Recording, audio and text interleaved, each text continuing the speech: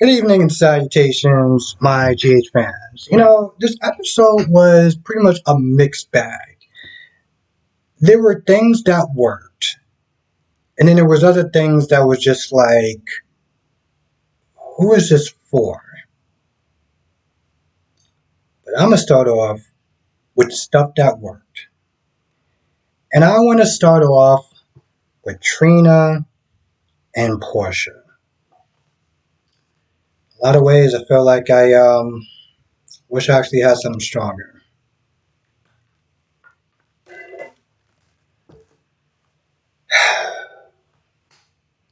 Gonna be honest. Trina started to annoy me in this episode. She really did. At this point, I practically just somewhat wrote her off at this point because first, she has the audacity to start questioning her mom's decision about quote unquote letting Curtis off too easy. I'm like, boo, first of all, you need to sit there and mind the business that pays you. Okay? Stay out of grown folks' conversations, out of grown folks' lives. Let her sit there and deal with Curtis. You need to sit there and be worried about dealing with Spencer at this point. And let's be honest, the only reason why she got that riled up is because of her horrible, about the fact that she's pissed off at the way that Spencer's acting. So that whole scene just irritated me, right? And even Portia's like, yo, listen, let me sit there and deal with my marriage. That's for me to sit there and deal with. Who's the parent in this situation? So we go from that to talking about Spencer. And this is where she gets all very confused, right? Because she's talking about how pissed off she was at the way he was sitting there acting, right? But then she talks about the strides that he has made since he's gotten to know her. And, Portia's like, that's because of you. And she's like, yeah, I agree. And my whole thing is like, and I've said this in my Sabrina video for members.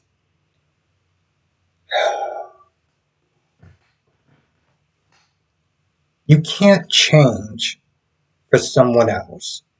You have to sit there and change because it's something that you want. Otherwise, it's not going to work. And it's the same thing on Trina's side. You're going to have to sit there and take this man for who he is. Because if you can't do that, if you have to sit there and constantly nag at this guy for him practically being himself, then what the hell are you doing? So we get into that. And then she gets all pissed off at the fact that she doesn't like the fact that Esme is spending a lot of time with her. A lot of time with her. And she wants to be with him, but she doesn't want to be with him under these circumstances. The fact that he's spending a lot of time with Esme, or he's sitting there raising that child, and this is what Portia was sitting there saying. She said this when she confronted those two and was like, yo, listen, a child is a huge responsibility. You're not going to sit there and have the free time that you thought you would. And this is when Portia's like, yo, listen, you're way too young to be making your world this small. So she got a lot of decisions to sit there and make. Unfortunately, not really a lot of options. That's pretty much where she kind of just hits a bit of a snag. Now, speaking of Spencer and Esme, Spencer is calling Trina, and Esme is just being all sorts of extra.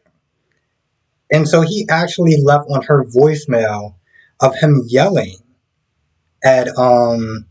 And I'm like, bro, listen, you need to sit there and calm down. You just got your ass kicked, okay? You better hope that she don't know anything. Otherwise, she's going to sit there and want to lay your ass out, too.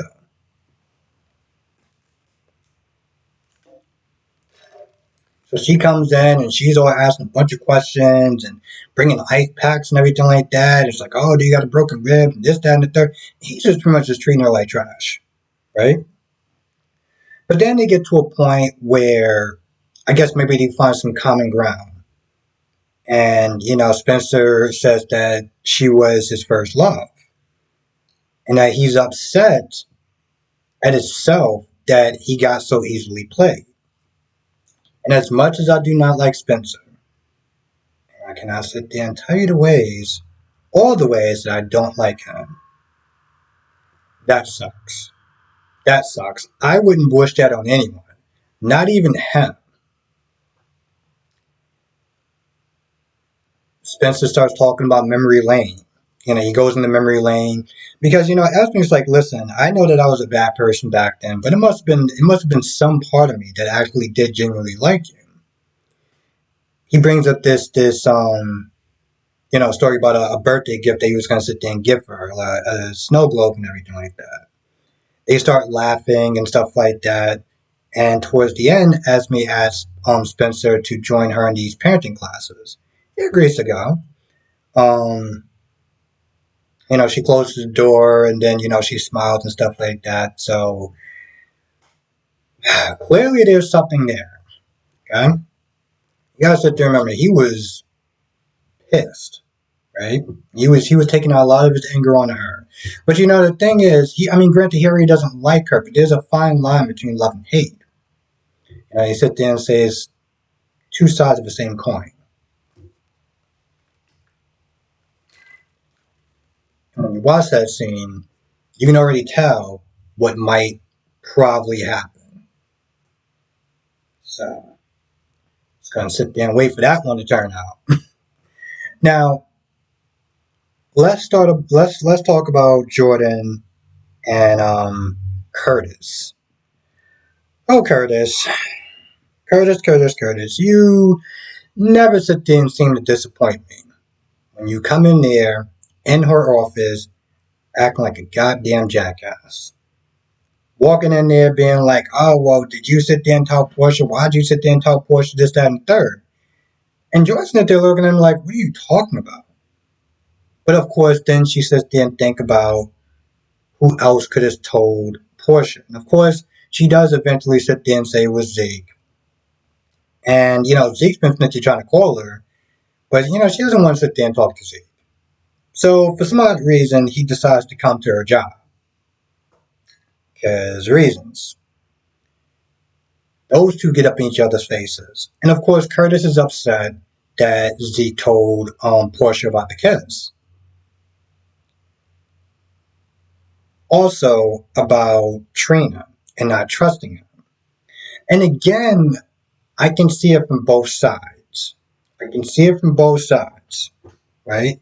Because, Curtis is sitting there looking at this like, yo, listen, let me sit there and handle my marriage. I don't need you sitting there butting in, putting in your 2 cents and everything like that, especially when it comes towards my daughter. That's none of your damn business. Like, I'm sitting there trying to have a relationship with her. He goes so far as to sit there and practically threaten her. But I can see it from Zeke's side as well. That's her sister right there. That's practically her his baby sister. So he feels he has an obligation to sit there and say something. And as far as Trina is concerned, that's his niece. And you already proven that you can sit there and just lie to Portia like there's no tomorrow. So what makes you sit there and think that, that you won't lie to Trina?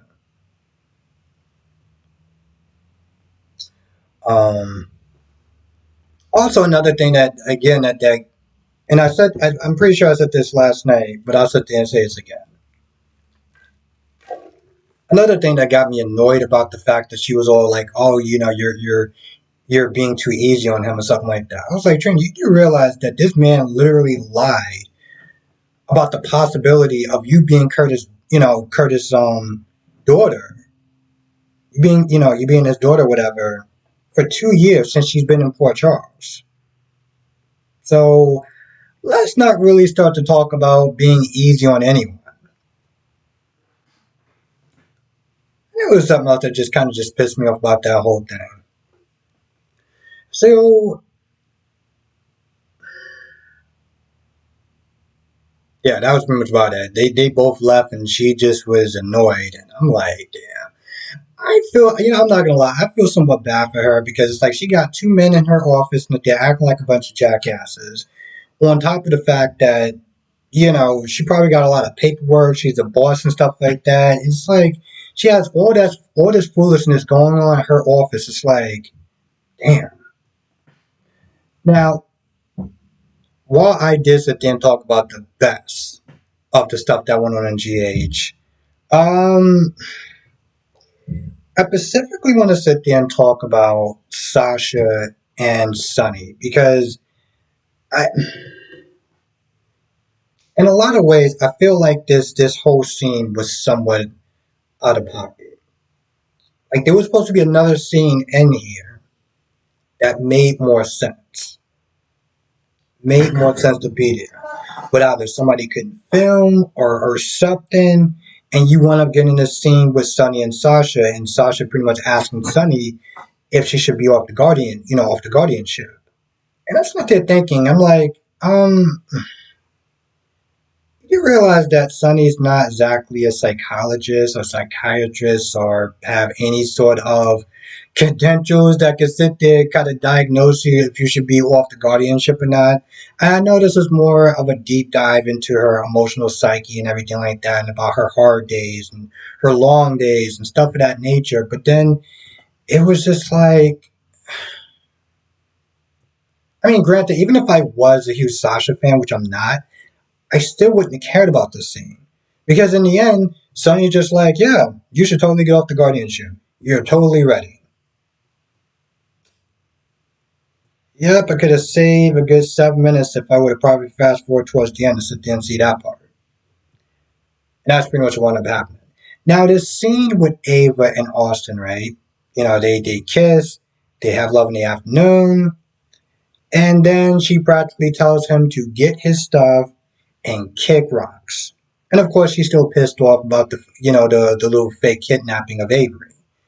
I'm sitting there thinking, I'm like, you couldn't have been that mad about it because you literally just sat there and,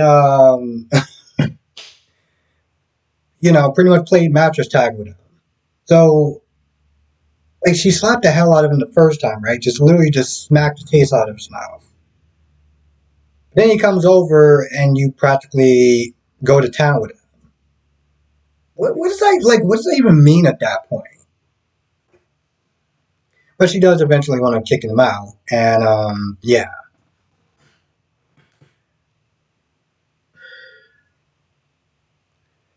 This scene with Liz and Violet and Finn, there's this parent trap scene that they had going on, turned into the fact that she had a nightmare, and I don't know. She just wants to then set her up set him up with Liz. I mean, I guess people said that it was a cute scene. Okay. I don't know what the problem is. I don't know what they're doing with these characters. Do they actually want them back together? Do they want them apart? I don't even remember why they broke up in the first place. I have no idea. I can't even remember why they broke up in the first place. But it seems like that's what they're doing. It's like they're trying to slowly get them back together. I don't get it. And I also don't really care. So there's that.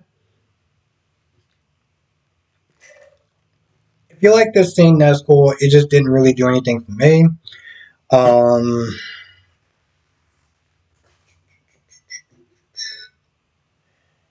Yeah, I feel like that's pretty much about it. I can't really think of anything else that wound up happening, but as I always sit there and say, if I forget anything, come to our live stream tonight, 8 p.m. Eastern, 5 p.m. Pacific. We'll sit there and go over all the shows, B&B, Y&R days. I was going to sit there and say GH. But, yeah. With that being said, I'm going to go. Also, if you're not a member, join. Everything goes according to plan. We're going to have one hell of a time this weekend for the members only. So you definitely want to sit there and be a part of that. So hit the join button in the description box below to do that. That being said, I'm going to go. I want to thank you for watching. Stay safe. And I'll see you in the next video.